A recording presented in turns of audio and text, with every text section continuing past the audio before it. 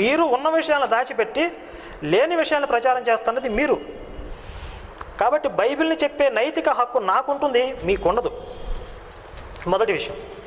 ఇక రెండో విషయం ఏంటంటే, హిందూ అయ్యుండి బైబిల్ గురించి మాట్లాడుతున్నారు అంటున్నారు.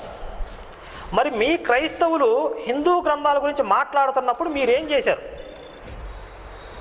200 సంవత్సరాల నుంచి క్రైస్తవ మత ప్రచారకులు ఊరిలో వీధిలో హిందూ దేవుళ్ళని దూషిస్తూ, హిందూ గ్రంథాలను విమర్శిస్తూ, మా దేవుడే నిజమైన దేవుడు, ఇవి రాళ్ళు సైతాన్లు అంటూ విశృంఖలంగా ప్రచారం చేస్తున్నప్పుడు మీరు వారిని ఎందుకు నివారించలేదు?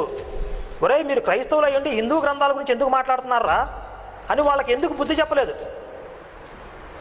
సుధీర్ మొండితోక అనేవాడు వెంకటేశ్వర స్వామి దేవాలయానికి వెళ్ళి సైతాన్ అన్నాడు, తిరుమల. ఆ తర్వాత ఈ మధ్య ప్రవీణ్ కుమార్ అనే ఒక పాస్టరు, బెల్లంపల్లి ప్రవీణ్ కుమార్ అనేవాడు